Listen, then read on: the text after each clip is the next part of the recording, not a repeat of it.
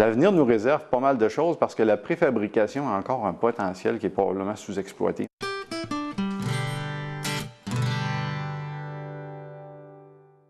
Je suis en compagnie de Jacques White, qui est architecte et enseignant en architecture à l'Université Laval. Bonjour. Bonjour. L'idée de construire une maison dans une usine, comment ça a commencé? Ça a commencé il y a plusieurs années avec l'industrialisation au 19e siècle. C'était l'idée de pouvoir améliorer la qualité des produits, augmenter l'efficacité de la production et diminuer aussi les prix pour rendre le produit plus accessible au plus grand nombre.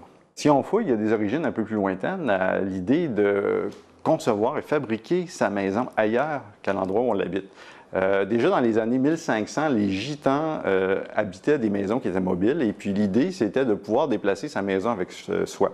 Par la suite, ça a engendré une vague très importante chez les Américains de maisons mobiles, jusqu'à un point où en 1968, les gens ne savent pas ça, j'ai même été moi un peu surpris de le découvrir dans mes recherches, c'est que 25% des maisons individuelles étaient des maisons mobiles, mais qui ne bougeaient pas beaucoup en fait, qui étaient sur des socles.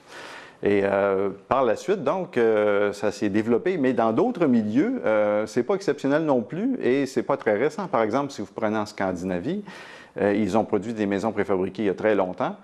Dans les années 1980, il y avait plus de 80% des maisons déjà en Scandinavie qui étaient préfabriquées, puis aujourd'hui, c'est plus de 90%. Et vous pouvez même acheter des maisons par catalogue de la compagnie IKEA et de la compagnie Toyota dans certains milieux, même si ce n'est pas toujours accessible ici. Et il y en a même d'autres sur Internet, et c'est devenu donc la vente par catalogue quelque chose d'assez courant maintenant. Et la vente de maisons par catalogue, est-ce que c'est quelque chose de récent? Non, la vente de maisons par catalogue, c'est déjà au 19e siècle, il y avait les Suédois qui vendaient des maisons préfabriquées aux Californiens lors de la ruée vers l'or. Par la suite, au début du 20e siècle, les Suédois avaient déjà des maisons par catalogue qui avaient été vendues. C'est pour ça qu'aujourd'hui, il y a beaucoup de maisons préfabriquées en Suède. Et aux États-Unis, ça a commencé au début du 20e siècle. 1906, il y a la compagnie Aladdin qui a mis sur le marché sa Ready Cut House, qu'ils ont vendu à plus de 65 000 exemplaires, 450 modèles. Mais probablement la compagnie la plus connue qui a fait des maisons préfabriquées par catalogue, c'est la compagnie Sears Roebuck, la compagnie Sears qu'on connaît aujourd'hui, c'est la même, et qui vendait ces maisons par catalogue, justement, au plus grand nombre. Et c'était de la préfabrication, c'était des produits qui étaient précoupés, et qui était vendu par catalogue. Et le catalogue lui-même, c'est comme vous pouviez acheter, tout le monde connaît le catalogue Sears. Donc, les vêtements, les produits ménagers, on faisait la même chose avec les maisons. Donc, on offrait le financement même, on offrait tous les modèles. Il y avait 447 modèles qui ont été produits de 1908 à 1940 et on en a vendu plus de 100 000. Et donc, ça a été extrêmement populaire. Et ils envoyaient, donc, par catalogue, les gens commandaient la maison par catalogue, et ils envoyaient les matériaux par la poste, imaginez-vous. La poste était moins chère à l'époque. C'était la façon la plus fiable et la plus économique d'envoyer les produits. Donc, tous les produits étaient numérotés, précoupés, et c'était assemblé par le propriétaire sur la base, ou par des autres constructeurs, mais sur la base de manuels qui décrivaient la maison, comment la monter étape par étape. Et c'est à cette époque-là que sont apparus les matériaux légers, comme les matériaux de toiture, les bardeaux de métal, ou bien même les fameux panneaux de placo-plâtre qui sont si communs aujourd'hui et qui ont remplacé le gypse à l'époque. Qu'est-ce que fait justement qu'en 1940, Sears abandonne sa vente de maisons par catalogue? Est-ce qu'il y a quelqu'un qui a repris la relève après cette compagnie-là? Bien, la différence, disons, la période charnière a été dans 1930, où il y a eu la Grande Dépression, parce que justement, Sears offrait le financement.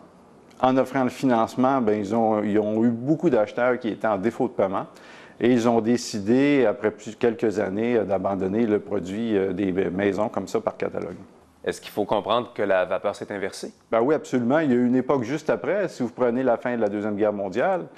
En 1900, fin des années 40, donc, il fallait reloger toutes les nouvelles familles aux États-Unis.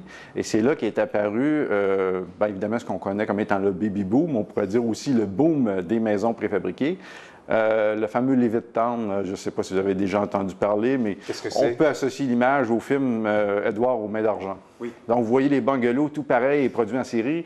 Et déjà en 1948, William Levitt, qui était propriétaire et qui a développé la ville, Léviathan, produisait plus de 150 maisons par semaine et n'arrivait pas à suffire à la demande.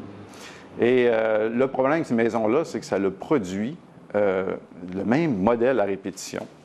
Et c'est à cette époque-là qu'est apparu le mythe que le préfabriqué produisait toujours les mêmes modèles. Alors que si vous revenez à l'époque de Sears, par exemple, il y avait vraiment avant le temps l'idée d'une personnalisation de masse parce que les possibilités étaient infinies. Les gens choisissaient par catalogue, pas juste la maison, mais aussi les composantes. Et même dans le catalogue, il était inscrit « Arrivez avec vos plans ». Vous pouvez faire des plans par les architectes et on va le faire de toute façon. Vous voyez le contraste. Il y a eu donc, après la Grande Dépression, un boom sur la maison préfabriquée, mais c'est devenu un autre produit, c'est devenu un produit de commodité et un produit qui est associé aussi aux maisons mobiles. Et de nos jours, une maison usinée, ça ressemble à quoi? Bien, aujourd'hui, c'est plutôt un produit de haute technologie. Donc, on pourrait l'associer davantage à la production automobile, par exemple. C'est une chaîne de montage. Et sur la chaîne de montage, étape par étape, donc la maison est en construction et la suivante est à une étape antérieure et la précédente est déjà plus avancée. Et c'est un produit, donc, qui reprend toutes les qualités de l'industrie en ayant un très grand contrôle de la production et de la qualité. Qu'est-ce que le futur nous réserve par rapport à la construction usinée? Vous savez, le futur est déjà là. On est déjà en train de préfabriquer de toute manière des pièces de maison. Vous savez, il n'y a plus de bois de sillage ou à peu près pas. C'est des poutrelles préfabriquées, c'est les fermes de toit. Donc, on est déjà dans cet engagement-là. C'est plus une tendance, c'est un avenir qui est à peu près incontournable aujourd'hui de préfabriquer parce que c'est un produit qui, d'une certaine façon, est éco-responsable. C'est un produit qui augmente l'efficacité. Et puis, on est habitué de vivre avec cette technologie-là.